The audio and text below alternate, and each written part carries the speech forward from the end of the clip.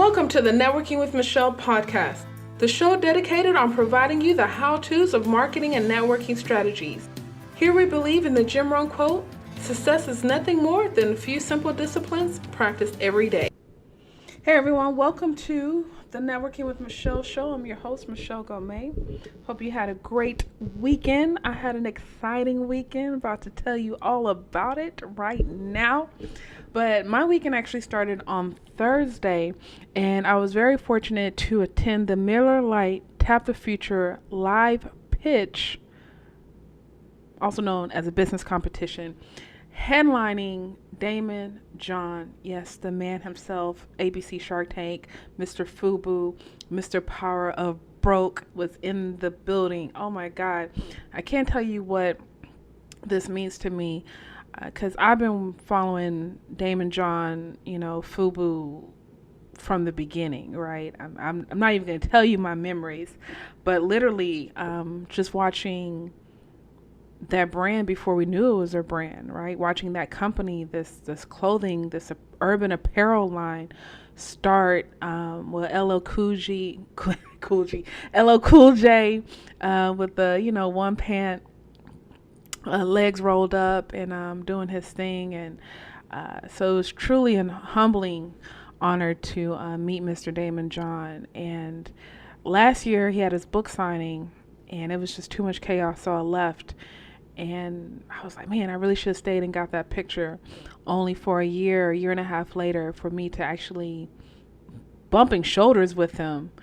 And all I could say was, thank you, thank you for your contribution to the culture. Like, that's what I said. And I think it was one of those surreal moments. Like, man, if you can say one thing or ask that one question to, whoever, and all I could say was thank you. And I think he deserved it. And he was like, thanks for coming out to support. I was like, you already know.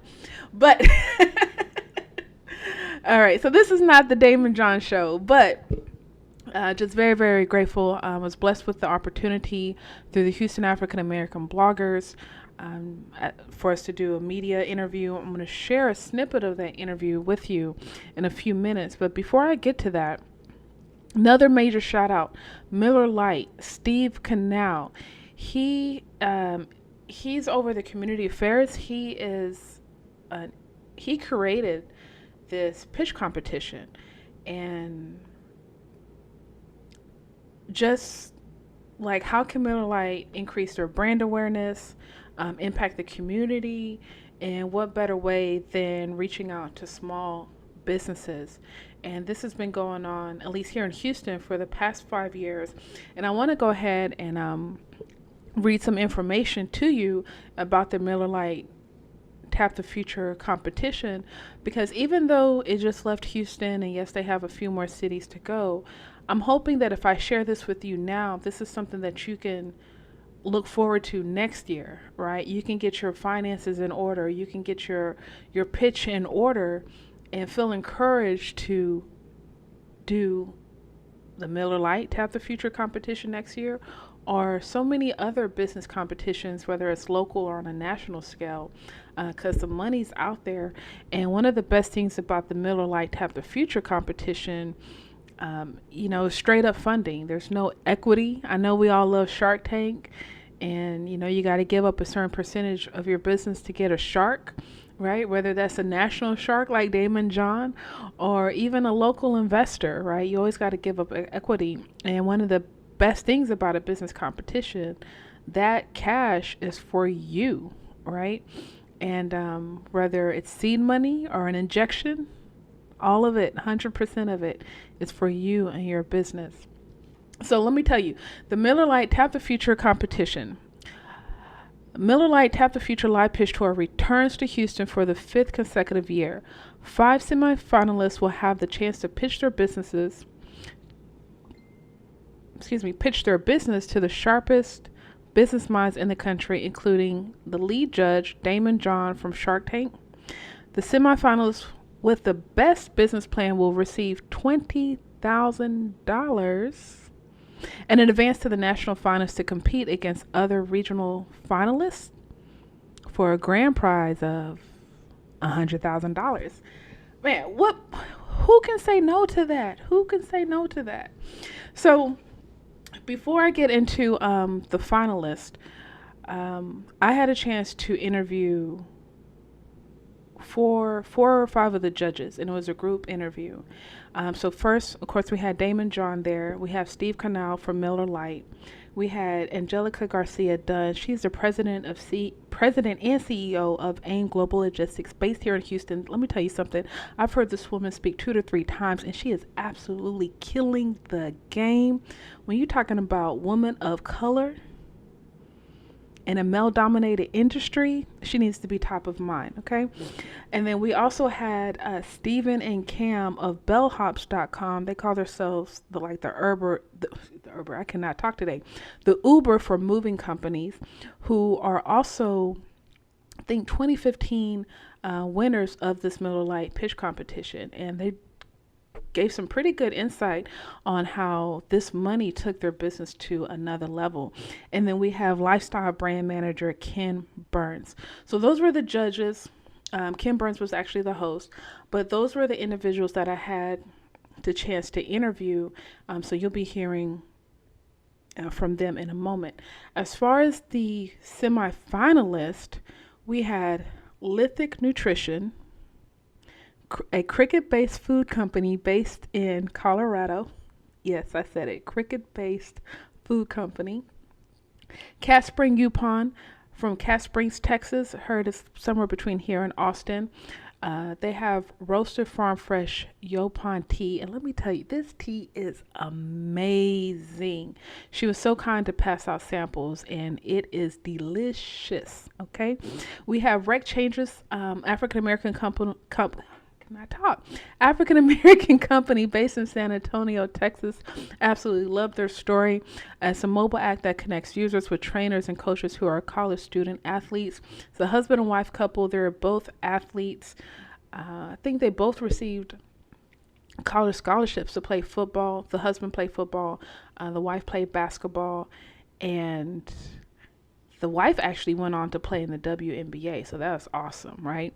And then we had Shed Wool, also based out of Colorado. The gentleman actually spent some time here in Houston, and it's a free online staff scheduling platform. I believe he was focusing on the restaurant industry with that. And then we had the Fishing Caddy based out of Kansas, and it's a multi-usage fishing caddy that combines a seat, so you can sit down, a rod holder, and a fish bite notification. I don't know if that's bite or bait. But yes, those were the finalists. All of them did an awesome job. Look, anytime you got to get in front of not just the audience, but judges, also known as Daymond John, it cannot be easy. And all of them had great ideas, to be honest with you. I'm not a fisher, but I really saw the purpose of the fishing caddy. So I know this man is going to go on to do amazing things. Shed Wool, I never worked in the restaurant business, but I can definitely see how there's a use for it. And I also believe he's going to be very successful. Rec Changes, I'm all about service, community, students, and then college students. I think they have something interesting going on here. And with them being college athletes, they definitely have that experience in order to problem solve for like middle school and high school students to get the athletic training they need at a reasonable price, as well as the college students to get a little extra money in their pocket. So I thought that was really cool. Once again, the tea was awesome, and cricket-based food. Look, I'm not there yet. Okay, I'm not for sure how I feel about eating chocolate-covered crickets and protein cricket-based protein shakes. I'm not there yet, right? And unfortunately, I didn't get a sample. Like, Michelle, you gonna try that? I will. I'll try it for free. But I'm not there. I'm not ready to go to the store and pay $2.99 for a cricket-based bar. I'm not there yet. But can you believe who won? Right? Between Lithic Nutrition, Cat Spring Yupon tea, Rec Changes, Shed Wool, and the Fishing Caddy? Oh, Lithic Nutrition won. Lithic Nutrition, yes, the cricket-based food company won. Awesome presentation, absolutely phenomenal. And it's actually some twins, very handsome guys. One of them served in the military. Great story, and I think what I liked most about their not even like, but what I learned most about their presentation is that it seems like other countries are eating crickets. Other countries are eating insects. They have I guess, an insect-based diet. Is that what you call it? I don't know, but it hasn't come to America yet. And I thought the real cool thing was, not too long ago, probably within the past year or two, there was actually another company, cricket-based company, that was on Shark Tank, and Mark Cuban invested in them. And I do recall that episode. So, when that was mentioned, Daymond John's ears perked up a little bit. But no, but it seems like this is something that has been established in other countries, and I guess the trend is slowly coming to America. So don't be surprised, y'all. So if you're able to, try a chocolate covered cricket candy bar, protein bar, you might want to go ahead and do that and be the first amongst your friends. No, but shout out to Lithic Nutrition. Those guys, they did a phenomenal job. They deserved it. And please go to the show notes. I'm gonna have the social media profiles, and I tagged a couple of them, and they were all engaging. They were all receptive when it came to their Instagram and Twitter. And be sure to check out some videos. More information I'm going to have on the show notes about all of the companies, as well as highlight videos for Lithic Nutrition. So without further ado, I'm going to go into the segment where I interview the judges. And keep in mind, this is a group interview. There's other media there, but I know you're able to take one thing from this, and I'll see you on the other side. Miller Lite. Thank you for being here today. This is our press briefing for our reception and our event, Miller Lite Tap the Future, which is a 5-city tour, national tour, where we support businesses that hold true and with original ideas to help put them on a platform, hopefully scale their business and succeed. So today what you'll see is 5 businesses pitching for a chance at $20,000. And the winner tonight moves on to Chicago for a chance at $100,000. On the panel today, they'll all introduce themselves, but I just wanted to make sure that you knew that we're here for small business and entrepreneurship. That's what this program is all about. Miller Lite, disrupted the beer category and invented the light beer segment, and that's what we want to do. We want to support those who are coming with those original ideas to hopefully, hold true and push forward.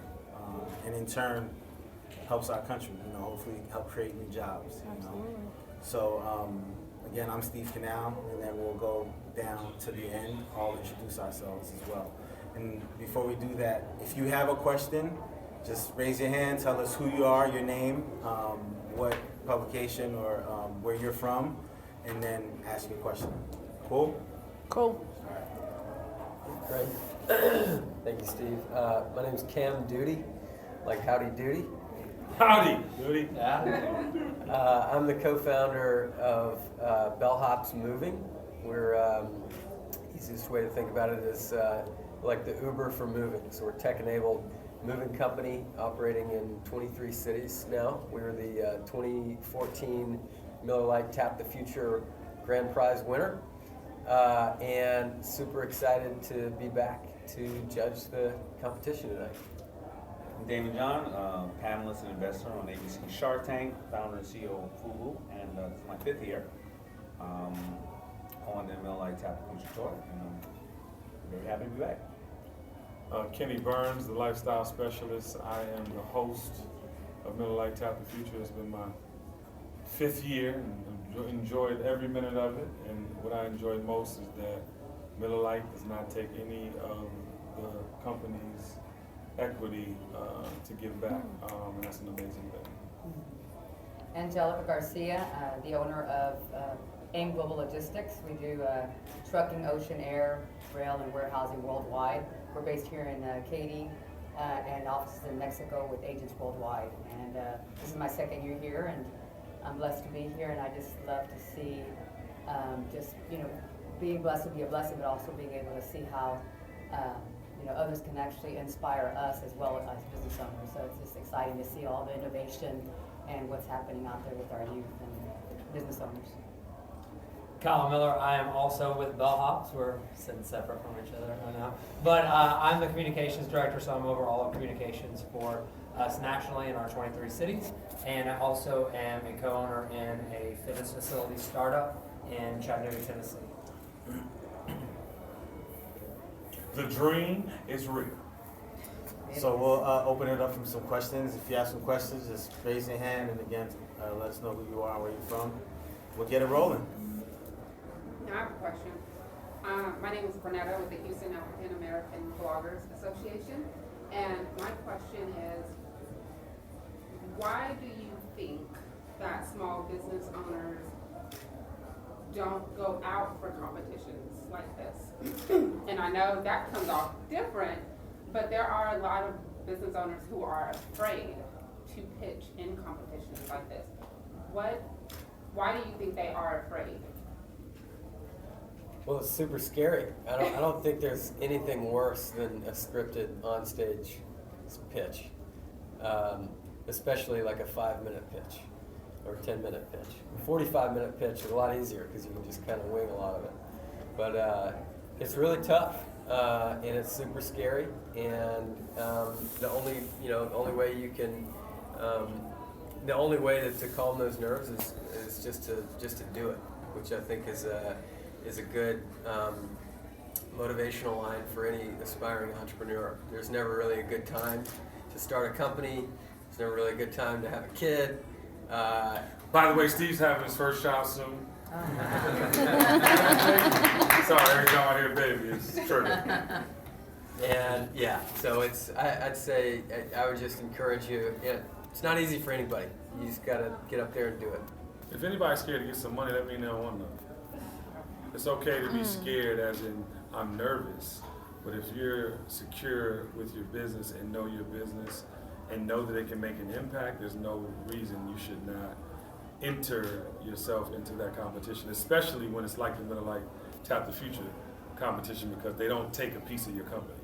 So I don't know who's smoking what, but that just doesn't seem right, baby. Oh, I meet a lot of people. Yeah. And fear is fear. There's data that shows that people are more afraid of public speaking than death. So people fear the unknown and are scared of making mistakes or stumbling. Like Daymond would say. So it's a fear. I know that when I've been on several panelists, and I've been a speaker, and one of my uncles who actually is my mentor, he's been in business for 30 years. He owns funeral homes in Dallas, and he does a lot of speaking as well. And I would call him and say, I'm really nervous about this particular event and speaking, and he says, well, that just means you give a crap. Give up. What rhymes with bucket? So it's a good thing, because it kind of just builds that up and just it motivates me as well. So it's just a matter of getting that and turning it into and fueling it into something great. And I think the responsibility lies on us a little bit. Cam and myself try to spend as much time talking about successes as possible, and success kind of started here for us, right? So we won in 2014, and since that time we've raised $28 million. So talk about what you can do with just a little bit of help, and how far you can go if you just put yourself out there. Scared of what? There you go. 28 million? There you go. Shit.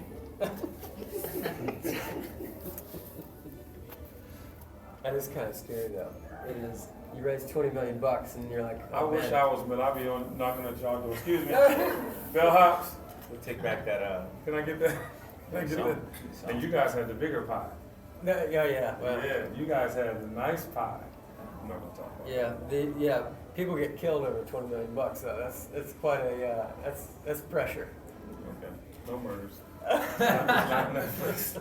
Question? Michelle Gomez, Networking with Michelle podcast, also with the Houston African American Bloggers. My question is for the two gentlemen with Bellhops. It's my first time hearing about your company. So when did y'all start? And prior to the Miller Lite competition, what was one of your biggest dips in your business? One of the biggest dips? Yeah. Yeah, I mean, so we bootstrapped the company in 2011 Okay. For 2 years, and raised our first round of venture money in late 2012. Okay. And so, during that time, in any early stage company, you go through hundreds of what they call WIFIO moments, which is kind of an acronym for "We're screwed, it's over." And I like that. and it's something you just face on a daily basis, and it's in anything. There hasn't ever been a business model that has ended up scaling exactly as you planned it, and I don't think there's any one particular thing. It's just you have to go into this knowing that you're going to face a lot of really tough challenges, so going into Miller Lite Tap the Future 2014, we were a totally different business. There were 10 of us probably in the whole company at the time, and since then, we have raised plenty of venture money, and we have improved. But the problems, they don't get easier; they get harder. Yeah. And I think you just have to understand that dips are just part of the game, and get used to it. And the sooner that you kind of accept the fact that you're going to be going through hell to get where you want to go, the better you can kind of tool your mind to get through it. Thank you. The cool part about their story too is, coming from, Chattanooga, Tennessee, coming from a small town, and when they got on the stage, they were very, new to the industry and fresh and young, but their journey and everything that they've gone through, he's telling you it's hard. It's made them stronger and better, because now he's up here speaking. You would need, from then to now, and know the journey and what they've been through and what they've been able to raise and how they've been able to grow their business from that day till now. It lets you know that journey and everything that you go through is worth it, at the end of the day. So it's like whenever you're faced with challenges, it's not a moment to give up. It's a moment to thrive, take it in, learn from that lesson, and keep pushing.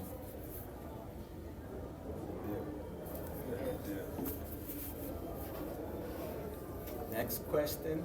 Munson Steve with Rollout. David, if you lead us off, what are two key elements from anybody pitching, somebody like you coming to Tap the Future? What are two things that everybody should bring with them? And if you'd all share that. Infectious energy. You have to be extremely excited about your company and your product and what you're solving and where you're going, and that has to come across, to us to say this person really has a passion and drive.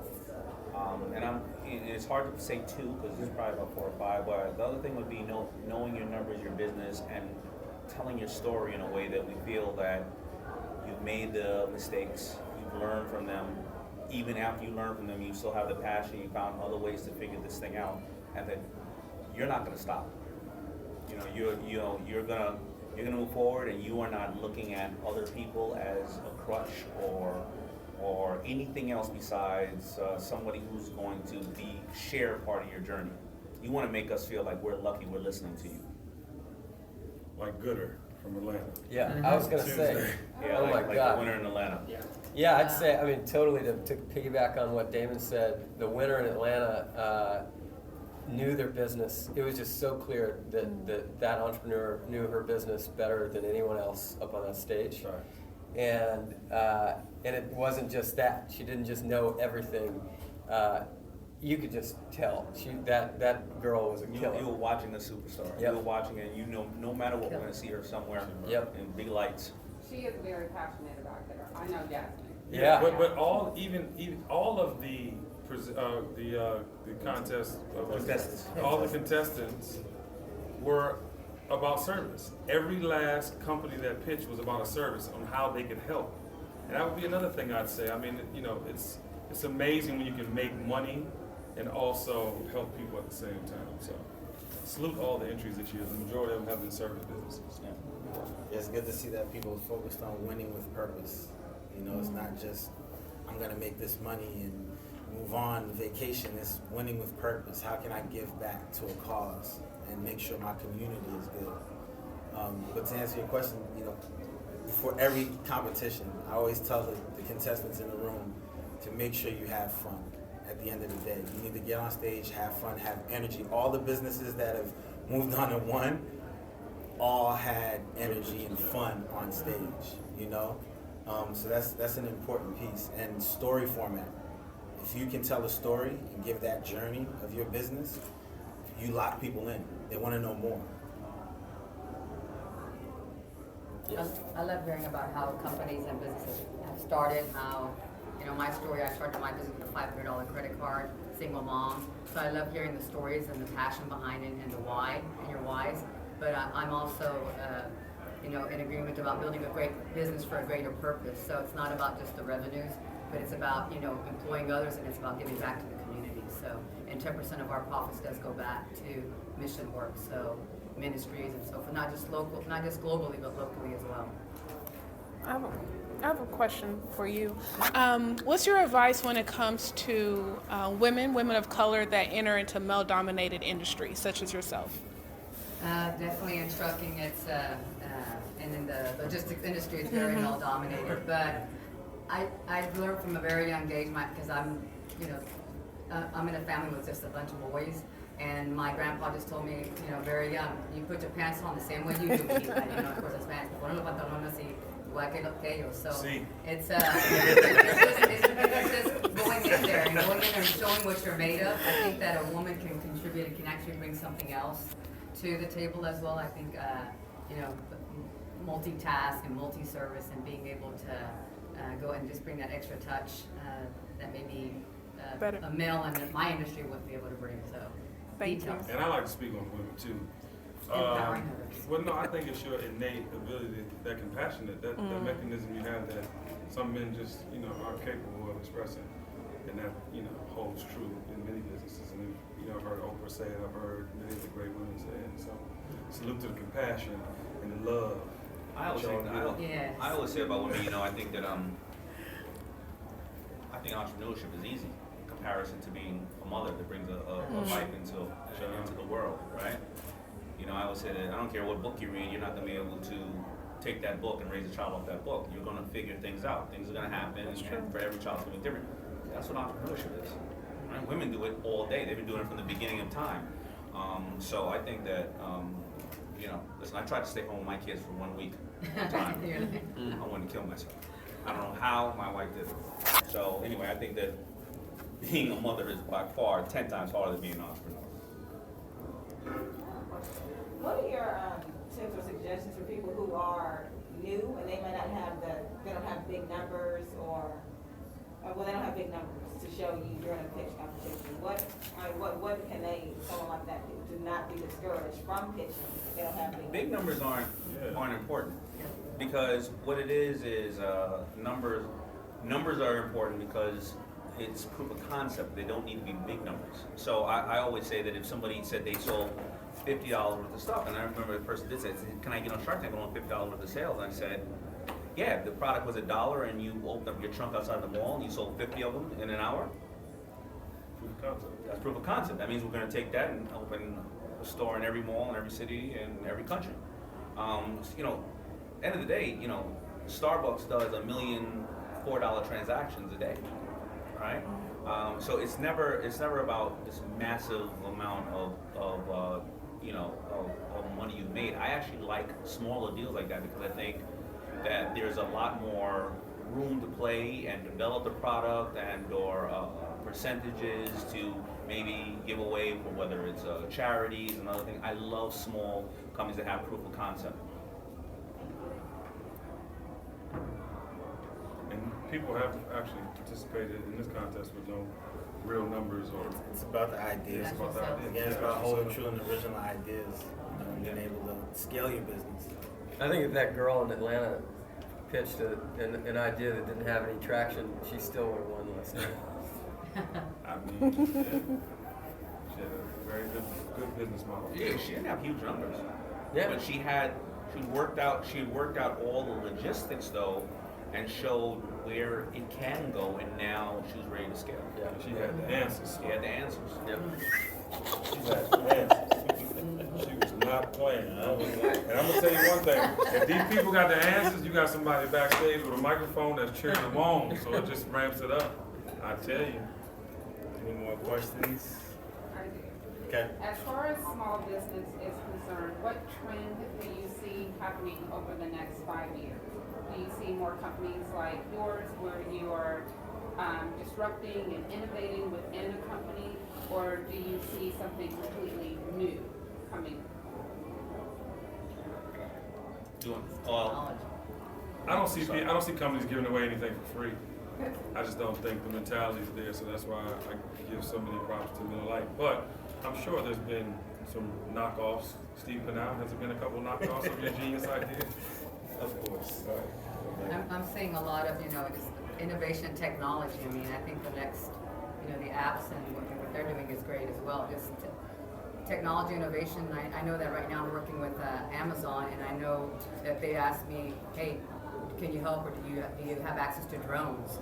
So I mean, they're now they're trying to deliver products to your home with drones. So it's just about keeping up with with technology and the advancements and just innovation. And think about the the tech that we've seen in logistics. Oh yeah. I mean the tools that you have to run your business today. GPS and just, all this tracking systems and trader product cargo. I'm also seeing a larger participation in the co-shared economy that, if you're going to buy something, something's going to go to somebody else in need, because consumers today really, it's not, the whole theory is not what have you done for me lately, it's what have you done for anybody lately. And they want people that have a cause or a purpose, and that they feel that they have a compassion to help others and as they grow. So that's what I'm seeing a lot of. So like a social economics concept to that. Yeah, so whether it's Tom shoes, whether it's one of my companies, Bomb the Socks, they give away a pair of socks to the homeless shelter for every sock they sell. Lisa Mattress has given away mattresses. That type of mattress like Casper and all those guys who mailed you one, but they've been now, outfitting the Bowery Mission and a lot of other places. So people with a cause. And I know you just mentioned that you are 10%? 10% of our net profits. Yeah, so you'll see that. And a lot of companies, and maybe Bellhop's doing it or not, but a lot of companies, you don't even know that they have a social mission as well. Sometimes you dig deep and you find out that they do. So maybe this is a good point to say that when a lot of companies don't like to mention it because they think that they're trying to profit off of trying to participate. But my first couple of years of FUBU, I remember we didn't want to say anything, and we gave away $20 million worth of, to charity. And then about 4 or 5 years later, we started getting this big backlash of why didn't you give to anybody? But we said we didn't want to tell anybody because why try to make more money off the backs of people's hardship? But I think that it's important that I learned that lesson, and that other people out there who are giving should share that information. So we got one last question. It's the glasses. Ask that question. Who's gonna wait? Do you think that social capitalism should be baked into a new entrepreneur's infrastructure when they start their company? As far as a social cause? I think so, but they have to care about something, right? And we can't force people to do something, because if they're doing it for the wrong reason, today with social media and transparency, that will be found out. It can be detrimental to the company. I think it needs to be, but for the most part, especially, you just walked in, right? Yes. For the most part, what we've seen is a lot of these companies out here, even without where profit's going to come, they were created to serve others.